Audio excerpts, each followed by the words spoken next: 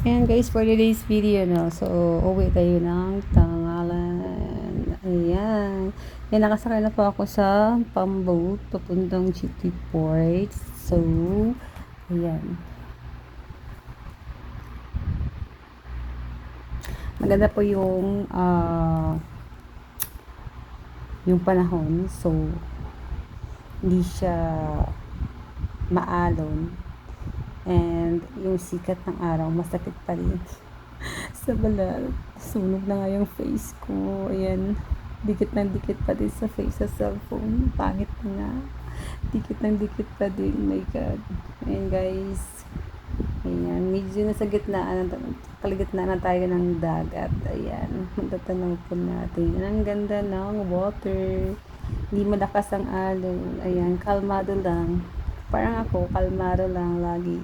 Kailangan kalma lang, relax lang lagi. Ayan, alam mo naman. So, ayun na nga guys. Diretso po tayo. So, ilang minuto? I think 30 minutes lang. Galing Cagpan Port going to GT Port. So, 30 minutes lang pag hindi siya maalon. Maganda lang po yung panahon. Ayan. So, pagdating natin doon sa GT Ports, so, marami naman nag-aabang na bus, tsaka van, and then marami naman tumatawag ng mga driver kung anong, o saan yung lugar nyo, Kalibo ba, Iloilo, or papunta kayong airport, pabalik kayo sa ibang lugar, Manila, whatever. Ayan, malapit na po tayo. Nakikita nyo pa yung barko ng to go. Ayan. So, pag nakita mo na yan, malapit na tayo sa GT Port, guys.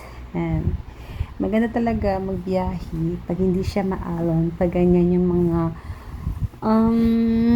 weather. Yung summer feels lang. Ayan. Puro local lang po yung ating mga turista, more on local. So, malapit na rin kasi ang bakasyon ng mga student. So, lalo ng mga taga Manila. So, mahilig sila magbakasyon ng Boracay. Ayan na nga guys, nakikita mo na yung mga bangka. Ayan, may mga pangalan. Nagugulat ako minsan, parang may mga pangalan Iloilo, Napasaklan. Pero nasa Boracay naman yung mga bangka nila. Hindi ko rin alam kung bakit. Tanungan natin yan minsan sa mga kapitan ng na yan. Ayan na guys. So, hindi ko na na-videohan kung nakasakay ako. So, ayan na nga. Ayan. So, konti lang po yung pasahero. Hindi na pila si kuya. Ayan. Pauwi na tayo ng Tangalan, guys. Ayan. So, 45 minutes. Ayan. Timing andun si AirPods sa road. Nagchichismis pa yata. Ayan. Nakita niya ako. So, kinuha niya yung bag ko. Ayan. Wala dyan si mother. Ayan. So, nandito na ako sa bahay. And, so, binuksan naman yung AirPods yung pintuan. So, ayun na nga guys. Pumasok na tayo. And, lapag na natin yung ating dalang donut na yan. So, pumunta na ako sa kwarto. And, ayan. So, ayun na nga guys. Sa mga gusto pa po ng aking mga video, so, please share and subscribe po sa aking YouTube channel. And meron tayong sa Facebook and TikTok po. Ayan, don't forget to share, follow, and subscribe. And then, check the notification bell para updated po kayo sa aking video sa YouTube, guys. So, ayan, tingin niyo si Madam. Bibilang ng pera kung magkano na lang yung tira. Alam mo naman, budget din pag may time.